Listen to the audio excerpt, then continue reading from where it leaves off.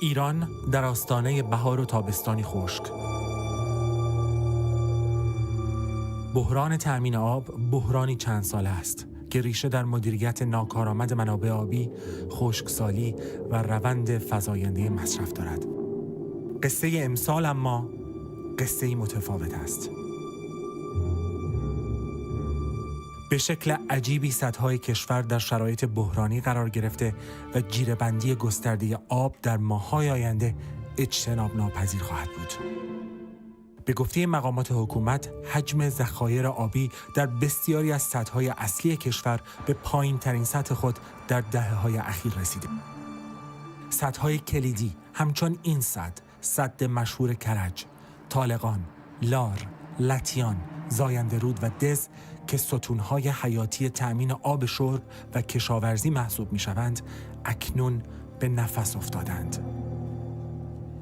بر اساس آمار شرکت مدیریت منابع آب ایران، ظرفیت برخی از سدهای استراتژیک حتی به کمتر از 10% ظرفیت خود رسیده.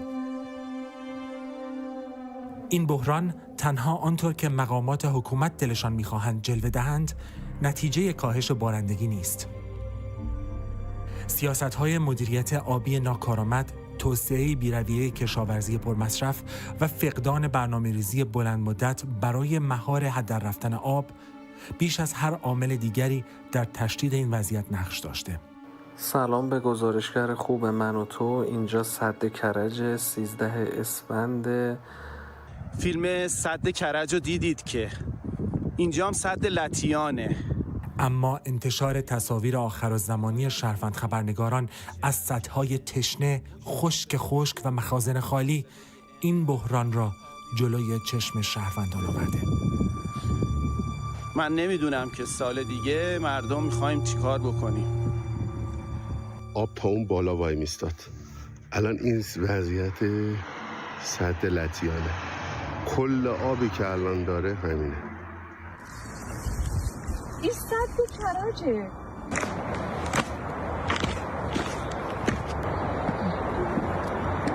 یعنی ما اینقدر آب خوردیم؟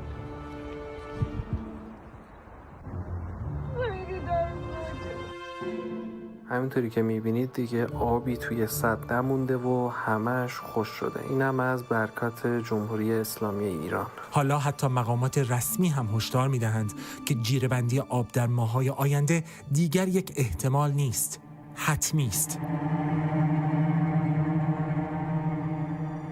در شهرهای بزرگی مانند تهران، اصفهان و شیراز که جانشان به جان این سدها بسته است، اعمال محدودیت در توزیع آب و جدول بندی حالا قطعی شده. نشان به نشانه آنچه اخیراً مدیر عامل شرکت آب و فاضلاب تهران گفته که در صورت تداوم کاهش ذخایر سدها، شهروندان باید خود را برای جیره‌بندی گسترده آب در ماه‌های گرم سال آماده کنند.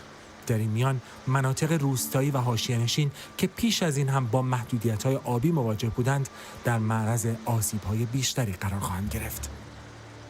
پیامدی از حکمرانی جمهوری اسلامی که ایران را در تمامی حوزه‌ها به مرز فروپاشی کشانده. حکایت امروز ایران، حکایت این بخش ماندگار فیلم حاجی واشنگتن اثر علی حاتمی است. مملکت رو تعطیل کنیم. او نوشته بود مملکت را تعطیل کنید. دارالایتام دایر کنید درست‌تر است. مردم نان شب ندارند.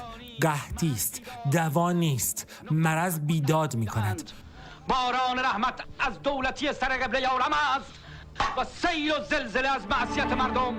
حالا به این لیست بلند بالا نبود آب، نبود برق، نبود گاز، نبود هوای سالم را هم اضافه کنید. میر غضب اما تا دلتان بخواهد داد. خلق خدا به چه روزی افتادند از تدبیر ما.